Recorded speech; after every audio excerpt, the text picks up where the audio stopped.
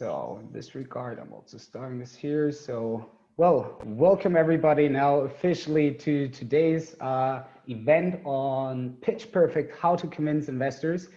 As you might have known, on a monthly basis, DueDash is running those Ask Me Anything events to help founders all over the world really from the ideation stage towards fundraising, with fundraising obviously being the main topic of our community, which is about making startups investable. Today, I'm very happy to have Martin Barnes here, founder and CEO of Mountains of Imagination, as well as James Church, Chief Operating Officer of Robot Mascot. In today's session, all of you guys who are here will have the chance, and I would like to ask all of you to put your questions that you have, individual questions that you would like to have answered from those two guys, into the chat at all times. We're going to pick them up throughout the session and try to address each one of them if there's enough time. So feel free to use that chat function throughout the event and really make use of getting your individual questions clarified. So just to frame today's session, I would just like to give a short introduction.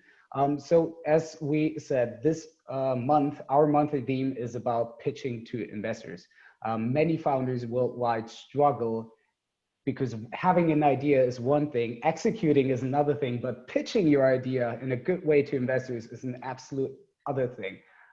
From my experience, we've seen many startups that have great ideas, but they're just not able to communicate this. And there's so many tips and tricks out there that you can make use of in order really to straighten your pitch. So this month is really about learning how to convince investors with your startup story, with your pitch deck, as well as your pitch as well, like the verbal and non-verbal communication here. Martin Barnes and James have already given quite some tips and tricks through articles, through videos on our platform. So feel free to check those out after this event as well. And generally, this platform here is designed, even though we are a community of giving and then asking, those two have already given quite a lot, and they're happy to also answer some of your questions. And this is what this community is here for, to always help each other out for the mutual support of each other. So next week, just already as a heads up, there's going to be an in-depth insights session, an event hosted by Martin Barnes in Germany on Be Amazing at Pitching Online. And there's going to be a limited spots available. So have that in mind for next week, where we can even give the opportunity to some people to pitch at this event and get direct feedback for your individual pitch. So this is what is still coming up into this month's topic. Next is show us your 60-second pitch in preparation for next week's event, but also for yourself, because there's no better way of practicing your pitch than actually doing a pitch, getting feedback on it, iterating, and in the end, make the last mile to actually get the funding. So on our platform, you might have already seen there's this groups area of founder sparing rings. So those are local ecosystems, city ecosystems where local community is being done. And within there's this neat little pitch corner where you can upload your 60-second pitch to become visible to investors, get some feedback on that, and through that, have a first step towards accessing investors nearby. So upload your 60-second pitch into those pitch corners. And also, as part of the overall investment readiness check that we do, this is a different link that Michael can also provide you in this chat here, where you can actually evaluate how investment ready is your startup. And part of that is, again, your pitch deck, as well as your 60-second pitch in there. So this is just to show you how all that works together in this monthly topic. Now, before we now let Martin and James also quickly introduce themselves and then give all of you a lot of time to actually ask the questions that you have at heart, we ran 3 polls before this event to kind of understand what are your individual needs in terms of pitching and pitch deck design. So when we asked if people already have a 60-second pitch, the majority of people actually answered, no, please advise me, because I pretty much have no idea on how to go about it. I hope after today's session, this will not be the case anymore. Secondly, the 60-second pitch is one thing, but keeping it really short and crisp and knowing what to point out in those 60 seconds is highly important, because oftentimes you don't have much time to convince an investor. So this was actually the answer that the majority of people gave. What is your biggest pitching challenge? Is to really put all the information you have, no matter how complex your idea is, in a very short and condensed form so that everybody can understand it and that you're actually able to maybe get the second meeting or the conversation with the investor. And then last but not least, when we then went deeper into what is the problem with keeping it crisp and short, you see there are diverse problems that founders all over the world have, whether it's selecting the right content, adapting to the right target group, or actually just writing down the pitch outline. With the last thing here, James Church is an expert on that. He is actually taking care of the pitch deck design, the use case behind that. So maybe James, you quickly want to introduce yourself on who you are, what you do, so that the people here also get an idea of what they can ask from you throughout this event. Sure. So hi everyone. It's a pleasure to be here.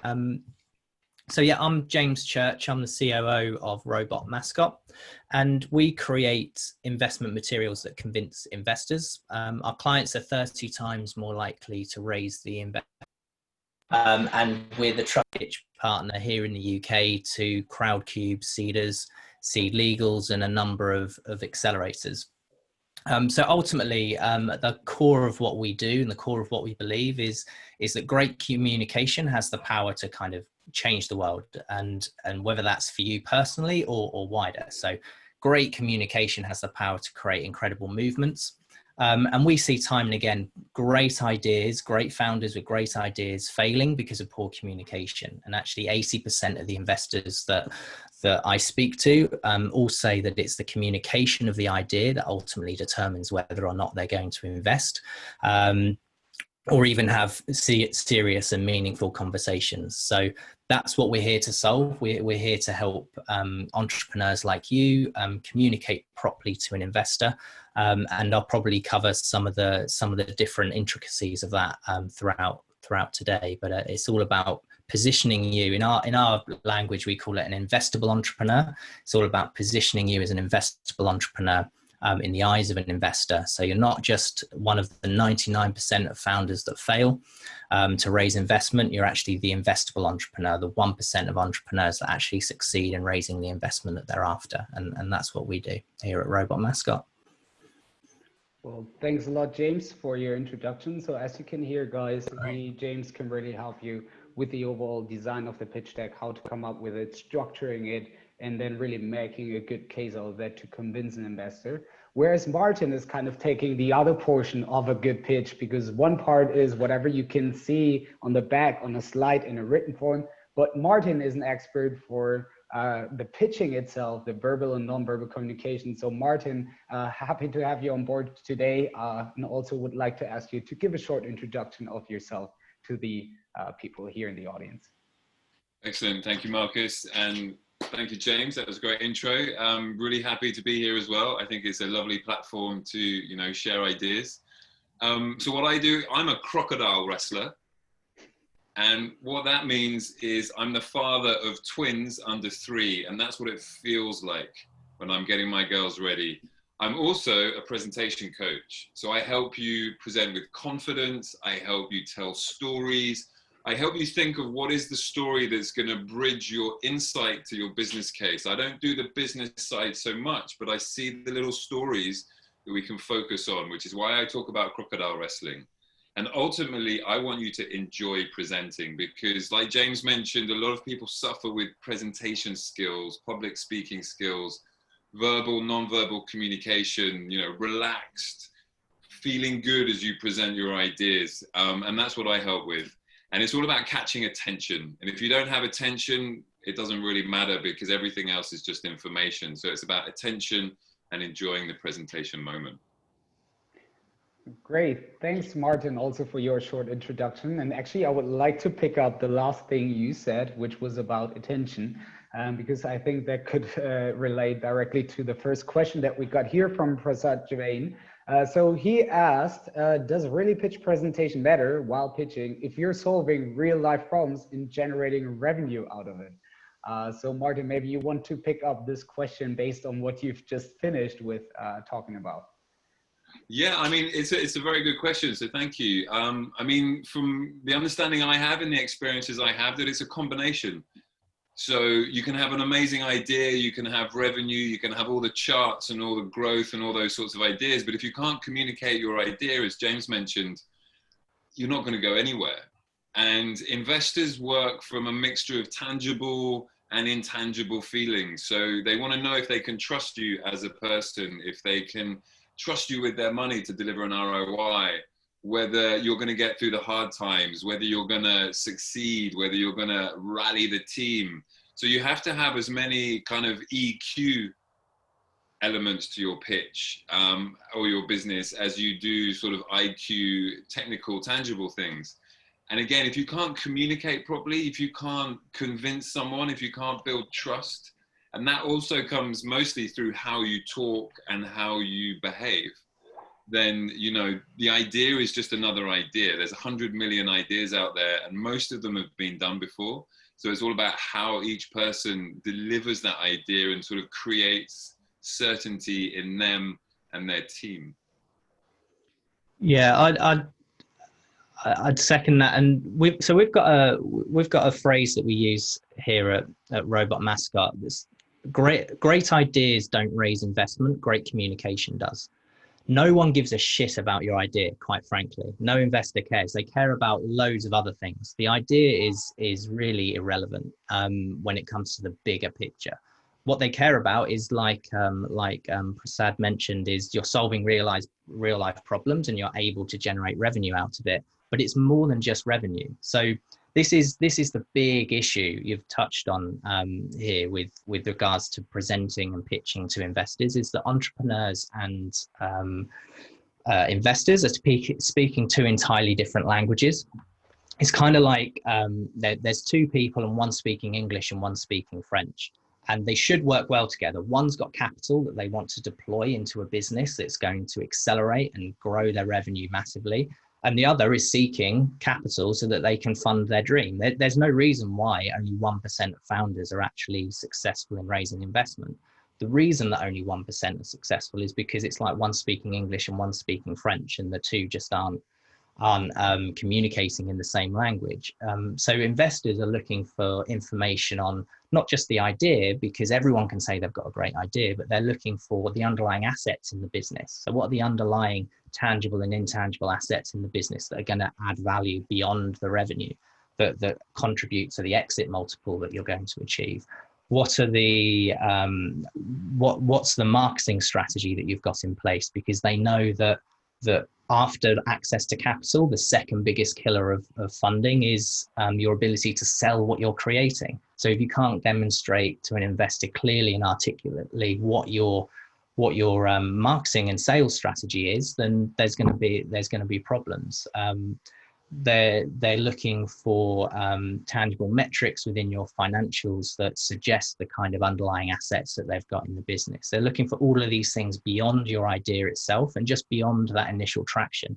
Because if you've got initial traction, that's great, but now you're trying to explain to them how you're going to take that next level and that scale.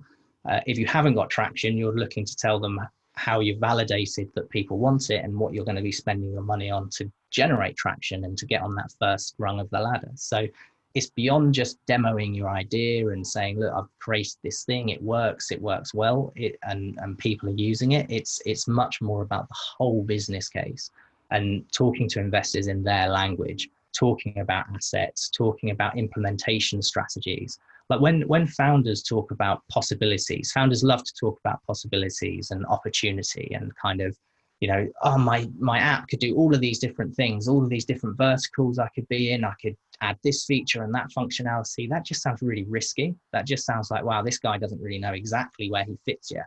Whereas if you've got an articulate implementation strategy of how you're going to get there and how you're going to generate this revenue over the next 3 to 5 years, then you're a much more investable entrepreneur. And that's where the presentation matters, beyond just showing that you're solving a real life problem. It's that business thinking to show that you actually can turn this idea into a commercial reward for the investor at the end of the end of the 3 to 5 year or 10-year period at which they exit. So that's really at the heart of any pitch communication is talking to investors on their terms and giving them the information that they want to be able to tick all those boxes that they're looking for.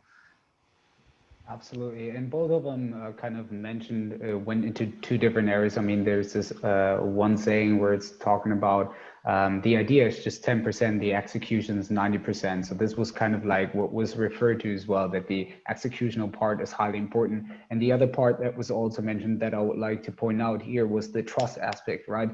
Because no matter how good your numbers are, whatever you can analyze throughout the due diligence process of a startup, numbers are one part, but an investor always will evaluate you as a founder. Is that founder capable of actually taking that business to another level? And this is all about this trust building, which will happen with the very first interaction. Not, you haven't even started pitching yet, and this is where it comes in. So interesting aspects that both Martin and James raised here. Actually, I've heard in between that whatever was being said kind of led to confusion on Jens Wernborg's side. Maybe you want to address where this confusion was coming in, or maybe you want to directly ask a question about that. Well, it was basically, I like what James was saying about the different languages, but what we sometimes say is this, a confused mind says no. So if your investor is confused about what you're doing in any way, that will be a natural reaction to say, well, I should be careful here. So I like James kind of talking about the different languages, but it's like, you don't want your audience to be confused, because their natural reaction would be to say, oh, maybe I shouldn't. So therefore, practice and practice and practice. Yeah. I mean, let's put it this way. You're, as a founder, you're, based on our own research, if you're looking at angel investment, you're looking at an angel investor on average receiving 10 pitch decks a week. They're going to possibly book a meeting with one of those a week. And they're going to make, on average, according to the British Business Bank, 2 investments a year. So that's 520 pitch decks sent to them every year of 52 meetings for 2 investments. And if on average you need about 4 or 5 investors to close a round, that's 2,500 pitch decks that you're up against to get to those 5 investors to close your round. So if you haven't got standout, if you confuse, if you give any kind of reason for an investor to doubt you or not put you in that top 1% of people who you look through that pitch and you go, I get it, this is awesome, I want to speak to that founder. And then you can't back it up with financials and a business strategy and an implementation strategy that convinces and gives an investor the trust that you can actually make this happen. It's beyond an idea, you can actually make it happen, and it is an actual business. Then you're really going to struggle. And that's why it's so important to get all of this stuff right, because investors aren't looking at the idea, they're looking at the underlying assets and the revenue and the return on investment they're going to get come the end of it, and your ability to implement it, whatever that idea is, and however great you think it is, it's your ability to implement it. And there's some rubbish ideas that are making some great revenue and there's some really great ideas that never go anywhere, and that's the ability of the founder to turn that vision into a reality. And that's ultimately what an investor's looking for signs of through your pitch.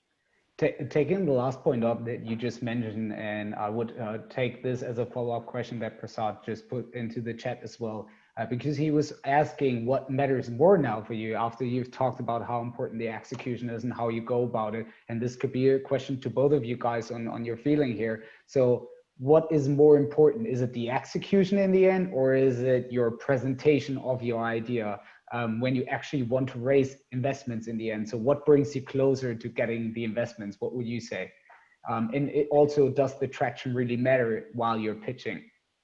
Yeah, so traction's massively important. So we've got this formula at Robot Mascot we use for creating the structure of a pitch deck, and it's the 5-act structure, and it follows the same structure used for creating narrative within plays. And like Shakespeare was a massive fan of the 5-act structure, ancient Greeks were, and it's a narrative telling device. Martin might have even know about it, but there's this kind of beginning of the story, and then there's this climax of a story, and then there's the end, the resulting resolution as you come to the end. And if you think about that structure for your pitch, the beginning parts are the kind of the introduction to your business. It's selling in the vision, it's selling in the concept, the problem, the solution, the ideas.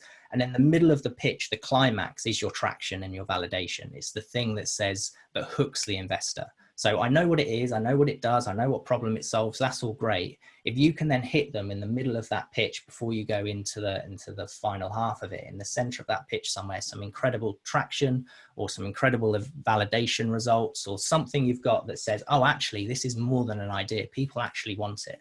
You've surveyed a decent number of people. You've run some beta tests. You've actually launched to market and have some paying customers. Whatever stage you're at, it's some kind of exciting numbers that say, wow, actually it's beyond an idea, people actually want it. And then following that, you go into, and here's how we're going to grow, and here's our marketing strategy, and here's our implementation plans, and here's our development roadmap, and then here's how much we want to make that happen. So that traction part is a massive part of the wider context. But if you just go in with traction and just say, oh, I've built an app and I've got loads of users, so what's your plan? That maybe you've reached the maximum number of users in terms of the size of the market. Maybe there is no more growth for you. So you have to have all that other stuff with it to give it that overall context and that overall storytelling that you need to convince an investor. I don't know if you've probably got loads to add, Martin. Yeah, no, agreed. I think I'm listening, really interested listening to what you're saying. It's not one thing, a pitch, it's a performance. And so you go in and I think, Jens made a fantastic point. A confused mind doesn't make a decision. And your performance in your presentation, it has to be very confident. It has to be charismatic. It has to be very logical. And something I picked up recently through research is, I made a video about it for the platform, is the horse racing analogy. And they did a series of academics did some research on what investors are listening for. And they kind of came up with this idea of that part of your story is talking about your jockey, if we're talking about horse racing. So who's actually riding the horse, who's leading it, who's controlling things? That's the founder and the team. And then the horse can be related to the product. And the course that the horse and the jockey are racing and competing on is the market that you're taking your product to. And then the investor is thinking about the odds. What is the financial return? And when you think about it like that, with the horse, the course, the jockey, and the odds, you can start to think about, through your story structure, where are the stories that are going to relate to someone who believes in a team member focus? And some people believe in an ROI focus, and some people kind of are market experts, and some people are product experts, and every investor is very different. And they're listening for different stories, which are going to help them lean forward with certainty and trust. And again, it's not one single aspect of your performance that makes a point. And I think one thing I'd like to share about pitching is that you're going to be pitching 1,000 times. I'm pitching right now. James is pitching. Marcus is pitching. Whoever's asking a question is pitching. We're public speaking. And it's not a one and done. And it's not like once I've memorized this particular structure, then that's going to lead me to success. It's a case of, you're going to be presenting one-on-one, 1-on-5, 1-on-10, 1-on-100. You're going to be presenting online. You're going to be presenting at conferences. And the more comfortable you are telling your story from multiple angles. And so, for example, this afternoon, I introduced myself as a crocodile wrestler. Is a new pitch that I'm developing to catch your attention. And it's got nothing to do with presenting, but it's a short story. And it tells you how I feel about being the father of twins. And then we can then lead from that into another conversation. So a pitch is going to happen 100 times, and you need to have a structure, whether it's a 5-beat play or a 3-beat play, or there's multiple structures you can choose. And you have to be comfortable sort of plugging in bits of information for different audiences, because it always comes down to the audience. And I think James has been making some amazing points about how the investors focus on certain assets and certain key points of your pitch. And there are formulas and templates, but it's also got to be flexible. So it can adapt to different situations. So entrepreneurship's a wise man once said to me, someone who's invested in Robot Mascot runs an accelerator. Entrepreneurship is a journey of 1,000 pitches. And there's, when you think about it, there's thousands of different types of pitches. Well, today we're talking about the investor pitch, which is one particular niche type of pitch. But then there's the partnership pitch, where you're going to need to go partner up with some corporates or some other businesses, and you need to bring them on board. There's the sales pitch. There's the exit pitch when you want to sell your business. I mean, there's the social pitch that you tell down the pub, because you don't need to give all the detail to your mates down the pub when you tell them what you do. There's the networking pitch. There's hundreds of different types of pitches, and as an entrepreneur, you need to get really, really good at it. When it comes, and that's a really important point when it comes to the power and the reason for you pitching to investors, and not just it's sending them the idea back to that first point, is that investors are looking for three things from you as an entrepreneur. They're looking to see that you're highly resourceful and that you can get people to buy into your vision. They're looking to see that you understand the financial risks and rewards at play. And they're looking to understand that you have a route map for commercial success. They're the three main things they're looking for. The pitch mainly covers that first thing. It mainly shows that you are highly resourceful and you can get people to buy into your vision. That's that first half of the structure up until traction that I talked about. Selling in the product, the idea, the solution, who the customers are, the problems you solve, the traction you've achieved. That's all selling in your vision. If an investor can see that you can sell in your vision, they know that you can go sell that vision into corporates or to potential partners and brokers and talent, and bring in a great team. You can bring in great customers. You can do all kinds of things if you're great at pitching and you can express your vision. So that's the power. That's the important bit of getting the pitch right. Then the end of the pitch, you start to touch on that you have commercial strategy for success, and that you have an understanding of the financial risk and rewards. After the pitch, you have a meeting with the investor where they'll probably look at your financials. That's you demonstrating, that's where they really are looking for the detail, that you can demonstrate you understand the financial risks and rewards. And then following that, in due diligence, they might want to see your full business plan and your implementation strategy. That's where you demonstrate that you have got the plan for commercial success. So it's these three assets together through this process that deliver an investment result. And it's the pitch that ultimately kicks things off, of getting an investor excited. And if an investor can get excited, they know you can get other investors excited, and you can get corporate partnerships, you can make sales, you can do what you need to do to bring in the right talent and build a great team that's going to actually succeed. And that all comes from you being able to sell your vision and pitch your idea to an investor. And that's why the pitch is so important. And getting that right is because it's psychologically in the mind of the investor, it's going, right, not only can they pitch to me, they can go and pitch to whoever they need to get them on board.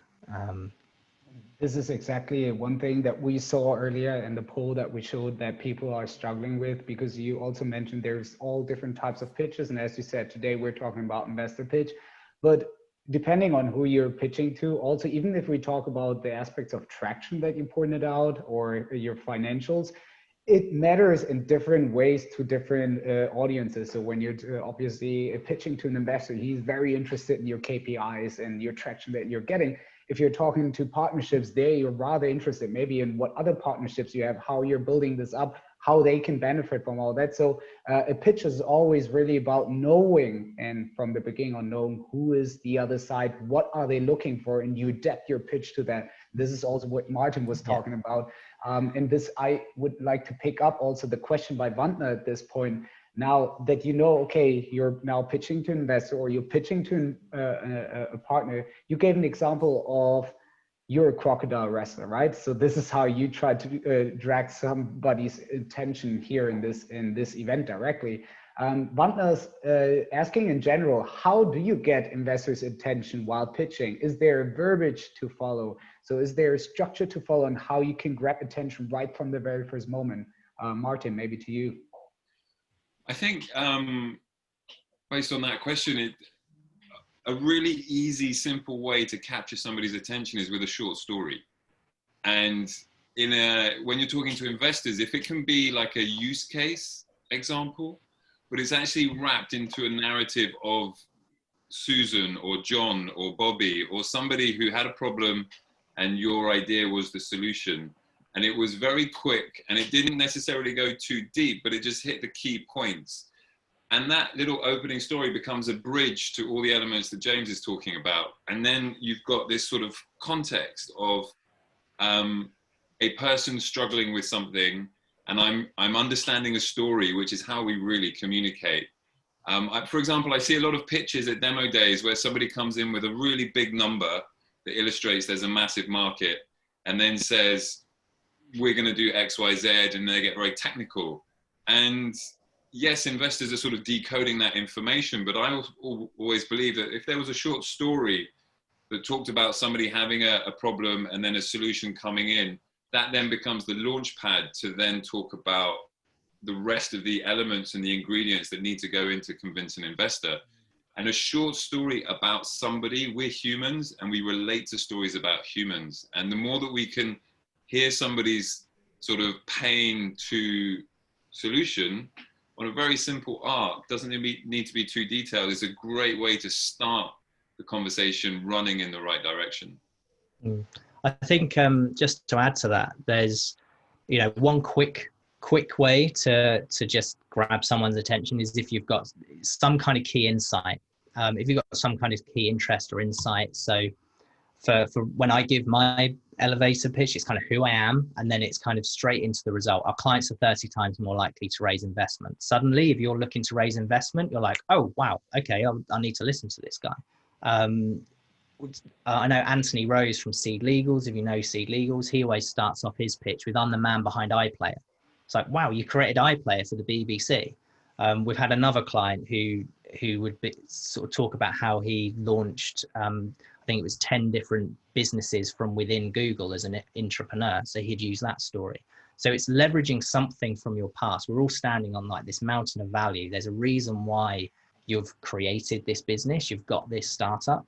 There was probably a story or something that instigated that. You were working somewhere and you saw this problem, or that you've done some research and you saw this massive shift, and you're currently solving this result and you're getting these results from it, or you've seen this insight, something that just says you're the only person who can make this happen. Because there's going to be investors that see a similar idea to yours, like that you're not as unique as you think your idea is. The chances are someone's already pitched something fairly similar to it and been told no by an investor at some point. So if you can give them insights about you, and this is about the building trust that Martin spoke about, if you can talk as much about the insights you have and the expertise you have in this particular niche, and the either over the years that you've built up in other jobs or the research you've done as part of the development of this product, it goes back to that validation and traction. The more of those insights you can give, the more it says to an investor, okay, I want to listen to these guys because they really understand this market and they're the experts in this, and they're the only ones out of everyone I've seen pitch in this sector and this vertical. These are the guys I believe can make it happen because they know this space inside out. And if you can just deliver a couple of quick kind of bite-sized stories and insights that kind of explain that, you're instantly going to get them interested in you above everybody else, because you're pushing yourself above the parapet. You're kind of going, screw these other guys. I've got the insights and the knowledge to make this happen. You need to hear me out. And that's what you need to be doing. Absolutely. No, if I can, I would just add on to the end of that, personalize those insights, whether they're your own insights or someone else's, but put a name to them, because then we can imagine the faces. Right. And that's something, not just being an expert in one field is not only a great way to identify a problem that exists in first place and turn them into an idea, but also showing that expertise and is telling your own story is a good way. Or as Martin said, to summarize that as well, is by addressing with the very first sentence as a hook to the really emotions of that single person or the audience you're looking at, that you kind of getting this nodding from them, because then you directly have them because they feel addressed by your problem. So great insights from you guys here on this questions. And I would like to take up here a question by Renee, because it's going about like how much should you go really into detail in your very first pitch, right? Because she's asking how detailed should a pitch deck presentation be? Do you lay everything out, or do you want to leave opportunity to be invited for a formal pitch? So how would you, maybe from a pitching perspective, I'm happy to jump in on that one. So we've identified 5 key assets that you need to successfully pitch to investors. You've got your investor pitch, which is your full formal pitch, as Renee would say, which outlines it in semi-detail. It's a couple of paragraphs max. It's 75 words max on each slide, but it's 15 to 20 slides, and it kind of gives all the detail. Then you've got your presentation pitch, which is like a couple of words on a slide that you just act as a backdrop, and then you verbalize everything. And there's, you know, their cues for you to remember what you're supposed to be talking about, but they're kind of end destination points that you want to be talking about, and they're visual cues for investors to remember. But then you've got your teaser pitch. And your teaser pitch is that initial part. We often would say that that's the vision part. It's the bit that summarizes the problem, the solution, the customers, the vision, but it doesn't go into the detail of the you know, the commercial strategy for success and the detail around the financials and the market. It's kind of just selling in the vision.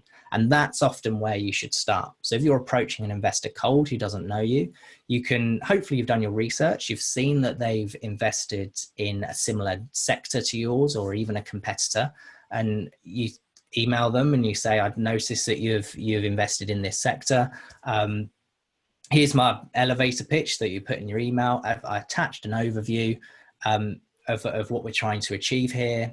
If it's of interest to you, I'd love the opportunity to deliver my full pitch. I can either send you our full investor pitch, or I'd be happy to book a one-to-one presentation on Zoom or in person, or whatever we're allowed to do at the time.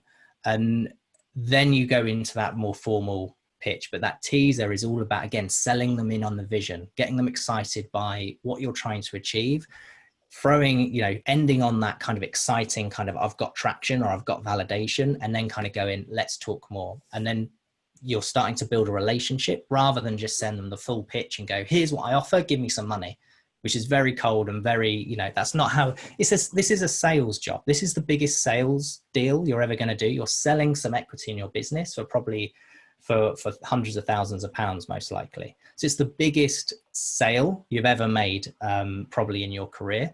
Yet people, when it comes to pitching for investment, they just throw everything at the investor and don't build a relationship like you would if you were trying to sell a product. You would build a relationship with people. You would have a number of meetings, and then you would make a decision. So really having that teaser pitch. The other way to do it is the one pager. That's the other asset, is a one pager, which sometimes works. That's more formal, more for VCs and funds.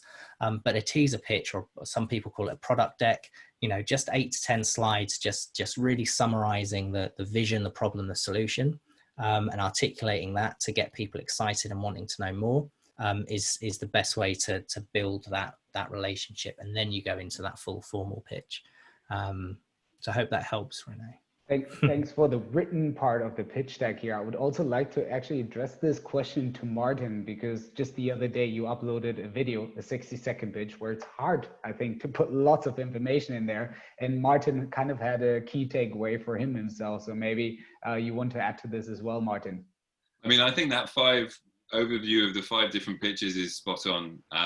You know, you have different pitches for different audiences at different times.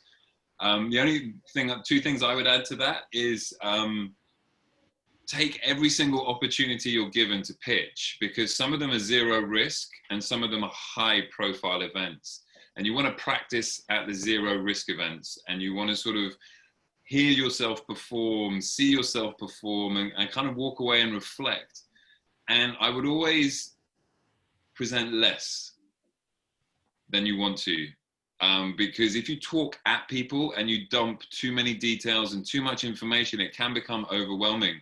And one thing that I've learned a lot recently is that I always try and share too much.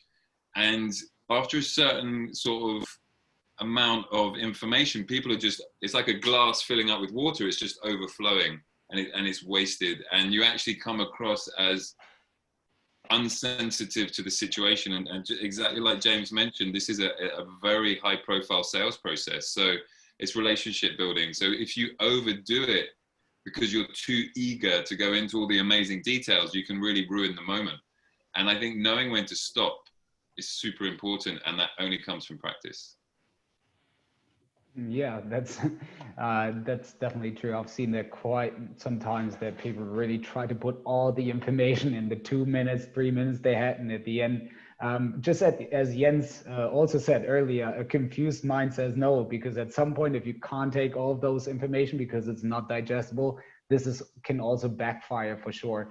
So I think what James also wanted to point out here, this is what the second meeting is for, the third meeting where you go deeper into some aspects. And this is where I would also pick up a question that Haitam asked, because now that we talked about reducing the load for your initial pitch, Haitam is asking what are the top questions that usually investors expect us to answer after the pitch.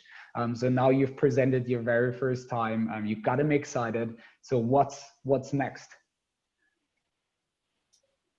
I mean, it could be anything really. Well, yeah, that's a broad question. Do you want to give it a stab, Martin? I mean, yeah, what I would say is that whatever questions they're asking you, they're basically prodding you. And they're kind of a kid shaking a fruit tree, and they want to see how you respond. And a lot of the questions will be where they're processing some kind of data point that you've presented. And they're like, is this really true? Is this how I see it? But it's also, they're asking you questions to see how you respond and what kind of, how much resilience you have, which was a point James made earlier. So some of it's the shit test, isn't it? It's the, you know, it's when you're dating and you deliberately neg someone just to see how they respond. Not that I've dated in years. I'm a married man with kids, but I'm told that negging's a thing. It's, you know, you deliberately give someone a backhanded compliment just to see how they respond, and it's part of that kind of dating. And that's what investors are doing. They're just prodding you. They've found some areas of potential weakness, so they're prodding just to see how you respond. And the more composed you can be, the better. You don't have to know the answer either. That's that's the beauty. When we say we create pitch assets and we create the business plan, the financial projections, the pitch materials, having a written business plan rather than having it all up here allows you in those situations to go, I believe it's this. However, I haven't got that information to hand, but I know we've covered it in our full business plan. Would you like me to send that to you after the meeting, or send you an excerpt of that, or can we reconnect afterwards and I'll tell you the information afterwards? But at least you're saying to the investor, we've considered it, I know it, I can't possibly remember everything, I'm not superhuman, but you've got it formalized and it's somewhere where they can reference it and look at it if they do really care, rather than just making something up on the spot and going and umming and ahhing, and suddenly they go, this guy doesn't know, or this girl doesn't know. They're not they're not coping well under pressure. So having all of that stuff behind you as physical assets really helps in that situation. In terms of a direct answer to that question, what are they going to ask you? It depends what you have or haven't covered in your pitch in the first place as well. So if you've missed out key things that an investor has a checklist essentially of things they want to hear, things they want to know. If you've missed out key things, they're going to ask you questions about it. If you've said things around those areas that don't quite ring true, as Martin said, they're gonna kind of push you on them and find out whether that is true, or whether they misheard, or how you can justify and back up the growth rate you're expecting, or whatever it may be. But ultimately, the biggest problem I see with the post-pitch questioning that I see is that founders walk away thinking, crap, I didn't talk about this, and this in my pitch. I better put that in for next time. Then they go for a pitch and they've got 5 extra slides to answer the 5 questions and the pitch overruns and they're rushing through it because they haven't got the time.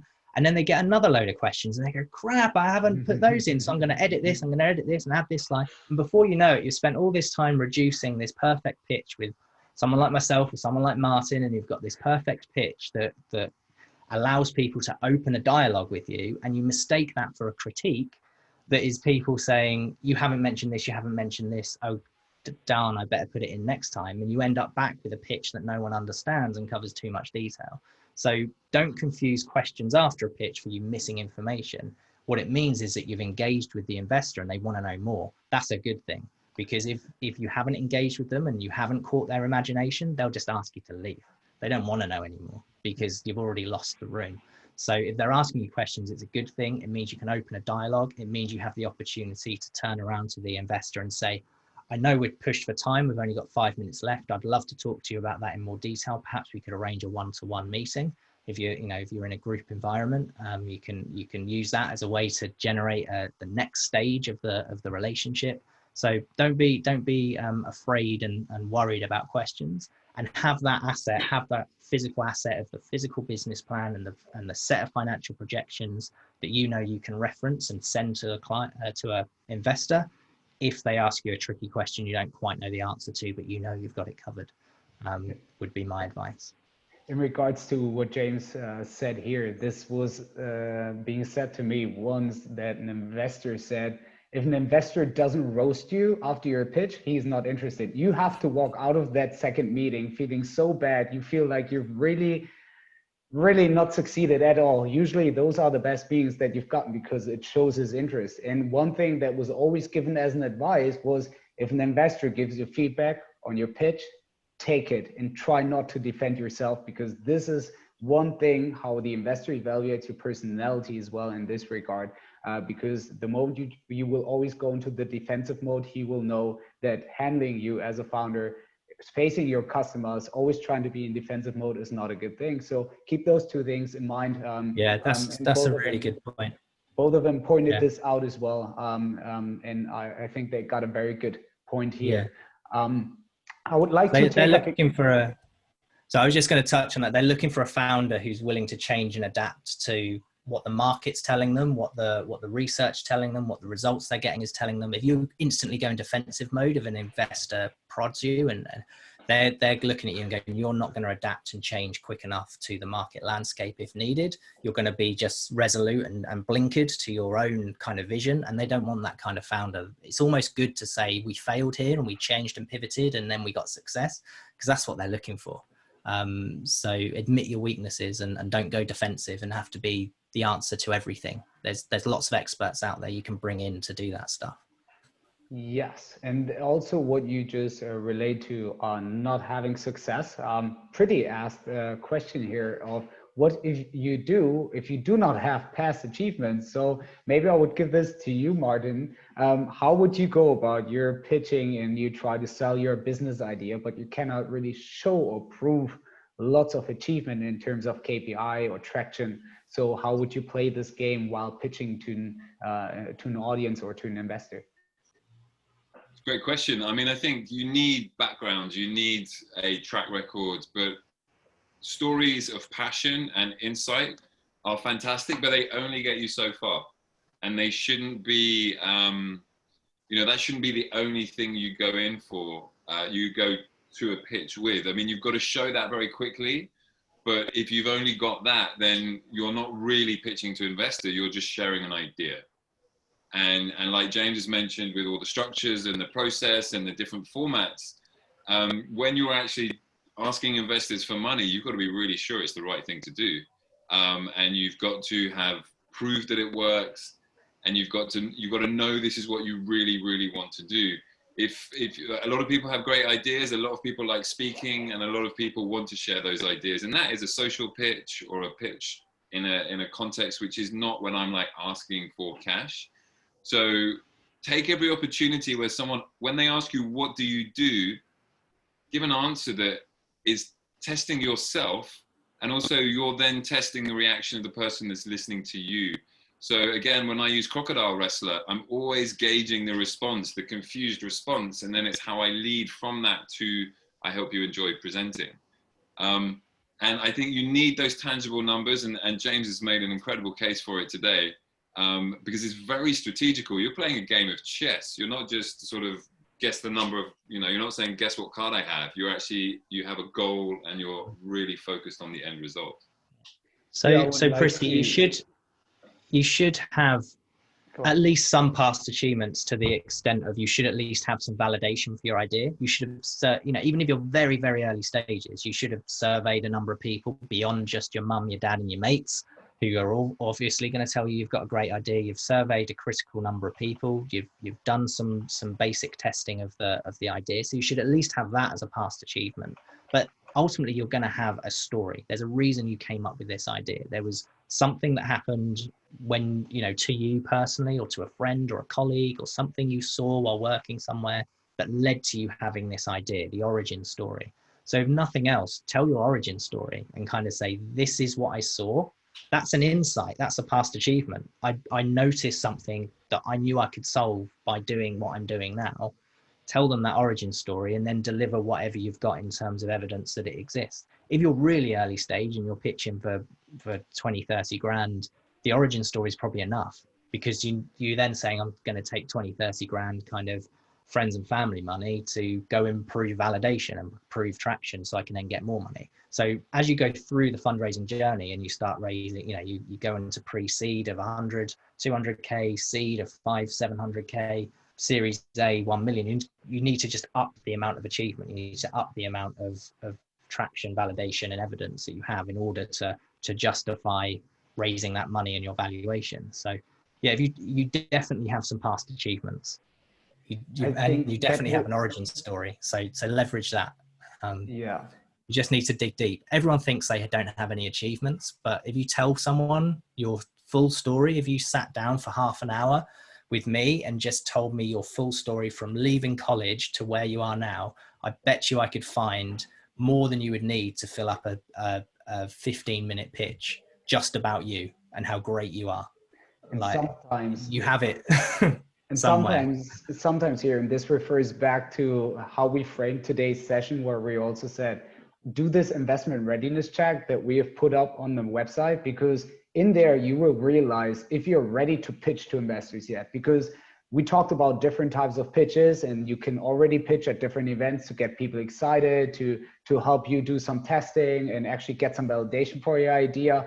But before you start going to investors, you need to have some assets in place, because you oftentimes only have one chance. So you can also have a look there once again, because this will tell you if you're ready, because if you don't have any past achievements at all, it will be a hard game. But as James also related to, was that customer validation. If you've conducted a survey of over 500 people, let's say, on a product, and it was a good feedback, this is already a great achievement. You don't even necessarily need to have other KPIs, and you can work with that, and you can work yourself up and really try to build in a stepwise process this thing. We have 3 more questions that we would like to discuss before closing the session. So thank you very much all for putting in your questions. We're gonna close the sessions with those 3 questions. We do not have much time for each individual question, so let's try to keep the answers crisp and short, as we said on pitching 60 seconds. So in that regard, I take up the question by Prasad, because he asked, do you even need slides? And this would go to you, James. Do you even need slides to present if somebody has a product where he can also show a direct demo video of it? So have you had that experience of maybe it makes more sense to just show a product demo, or would you always frame it in a pitch deck? I mean, we would always obviously say frame it in a pitch deck, but it doesn't mean that, that a demo video isn't halfway through. But I think ultimately, we said there's a number of different types of pitches. So I think you're talking there about a presentation pitch, a physical kind of presentation to a room. If you're a really great orator and you can hold the room and they will focus on you and they're not going to get bored, or because you're expressive and you're great at talking and you do all the things that Martin tells you to do, then you might not. You might just need the video in the background, a single image as a point of focus, as a backdrop of your product, and then you just tell them about about what you do. You don't need to have slides for that presentation. Others will prefer to have some visual things as cues for them and as something to as visuals to remember, to help investors visually remember key points, especially if you're talking about key slides like traction and validation and market size. These are numbers and figures that are easier to visualize, remember visually than they are remember verbally. So sometimes that can help support with the retention of the narrative. But ultimately the pitch slides is that full investor deck that you send almost as a brochure to them afterwards or beforehand to give them the kind of everything they need in one place. So there's different types of pitches, and you will definitely need one, if not all 5 of those things, depending on your style. But yeah, you could pitch with no slides if you're confident enough to, and you're going to cover everything and you hold people's attention. Don't see why not. Before I give the last question to Martin, thanks for your insight here, James. I would just like to take that question directly and follow up on what you've just said, because Renee asked, how important is mentioning your competitors, or is it more important to focus on what you're building? So showing your product demo is obviously what you're building. how important do you feel as part of the pitch deck is showing what the competition is doing? So there's two really good reasons to show competitors. One, it shows you it's another area of you demonstrating you have insight and you understand what the market offers.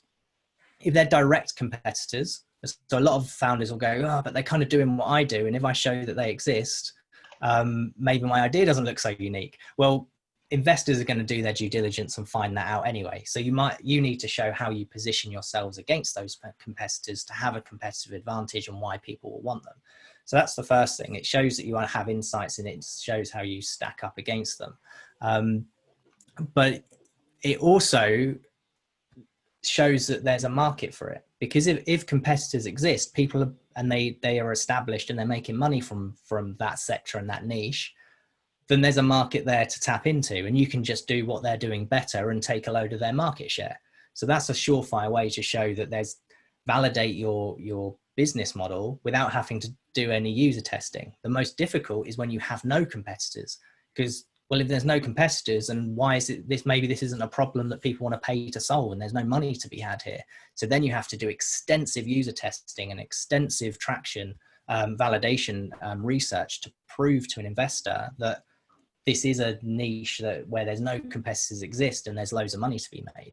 So the two things are there's lots of good reasons to show a competitor, and there's no one, but yeah, depending on where you are and what you're doing, there's two of the main reasons why you should show a competitor. Interesting insights here from James, because there's the tendency of founders also to say there is no competitor in the market. That pretty much can't be true, because either there is no market then, or you're not analyzing your market properly. And the other thing here that you also pointed out, like the way you also present them, and also not directly say it's Google and it's Facebook, whether it's actually your local market that you have to focus on. So that shows your preparedness. And this all goes back what we say of pitching to investors is about really knowing what the whole thing is about, having everything at place before you approach them, because if you don't know, then you're probably not ready to pitch to investors yet. And for this, I would actually like to take this question to Martin. Sorry here, James, because we're already a minute over. So I would like to give that last question here because it's pretty much framing what the whole session was about. Anawuti asked, my question is for Martin. Emotional connect to pitch grabs attention, but when to getting investment, does it give a good result? Because mostly it's about the returns and the figure that one can generate. So now we have pitching and we have funding and the traction that's in between. Maybe you try to kind of wrap this up on this question. So I'll answer that question with a quick story. So I was a judge on a Pitch Me event like last week, and one of the ladies pitching, she had the problem of too many stories. She kept telling us stories about why her idea was amazing, and it was all about teaching coding to children. And she must have had like 4 or 5 stories. And even I love stories, but I was just a bit like, okay, that's enough stories now. What is the actual business idea? And so if you have no story and you go in really cold, someone's going to ask you, but where's your passion? Where's your story? If you have too many stories and not enough financial data and figures and traction and assessment, people are going to say, where's the business idea? So it's that fine line, and it's very much like cooking or performing on stage or DJing in a club. If you don't follow your audience and have enough variation of up and down, left and right, and if it's too much of one thing, it's imbalanced. So you need to have 1 or 2 perfect stories that really ignite people's imaginations, and they need to bridge to, why is this an amazing business idea? Because again, an investment pitch's audience are numbers people. So if they can't see the numbers and they don't trust the numbers that you're going to grow and scale, then they're not going to go near it. And James illustrated the funnel of thousands to 1 or 2. So, you know, it's not just your emotions that's going to get you investment. It's your emotions get you attention. Once you've got attention, all of the other things are received really well by the person who's listening. Great. And that was, I think, a very nice wrap up of today's session, really taking it from the pitch to the funding, kind of putting all of that into perspective. So at this point in time, I would like to thank, first of all of you guys for coming here, for showing your interest, for asking those great questions, for James and Martin to shine with their expertise here. Following up on this event, feel free to reach out to both of them. You've realized what their expertise is. So if you have questions on designing your pitch deck, on getting that really business story right, then James Church is your guy to go to. But if you're rather looking for, hey, I have problems pitching in front of people because I'm nervous or I don't know what to put in there, then Martin obviously can also help you further. And also next week, once again, he's having the extra session on next Tuesday on Be Amazing at Pitching Online, because in the new normal in COVID 220, this is pretty much what you have to do on a daily basis if you are looking to fundraise. So make use of that chance. You will have also the opportunity to ask individual questions, do a pitch, get direct feedback, so we can also test how good you deal with feedback on this regard, what we touched upon earlier. And then, yes, Martin? Just one last thing I would say to everybody is thank you for coming, and thank you to James, thank you to Marcus, but use this month on DueDash, upload your pitch, get feedback from me, James, Marcus, anybody. Like, this is the best way to improve, is to practice and never turn down an opportunity to pitch. You might not be ready, but this is like zero risk environment and everything to gain. So really take that opportunity. You want to add something to that, James? No, just, yeah, pitching, practicing the pitch is everything. Doing it in front of the mirror doesn't count. Doing it into the dog doesn't count. You have to simulate the real environment. Doing it to your mates and your parents don't count because they love you and they don't want to upset you. So do it in a safe environment like this, like your kind of accelerator and incubator groups. Bring a group of people together to practice it. And like Martin said earlier, structure your investment campaign with kind of investors who are most likely to least likely to invest, and start pitching at the bottom and practice. If you screw it up with them, they probably weren't going to invest anyway, and then work your way up and get better. They may even be able to introduce you to some people higher up the chain if you do impress them. And I would work that way and just get loads of practice in. I think Martin Luther King did his I Have a Dream speech hundreds and thousands of times up and down the US before he was recorded on TV. And it wasn't as good the first time, I'm pretty sure. And as Steve Jobs once have said, like preparing a pitch that goes on for ages, half an hour, he can do right out of his pocket. But doing a very good 60-second pitch is one of the toughest challenges you have. So as Martin says, make use of that opportunity, upload your 60-second pitch, get feedback from those experts here, from other people from the community, because that is the only way to become better and be ready once you actually have to pitch to real world investors. So with that being said, thank you very much all for joining today, and see you on DueDash. Cheers, guys. Bye. Thanks a lot, guys. Bye.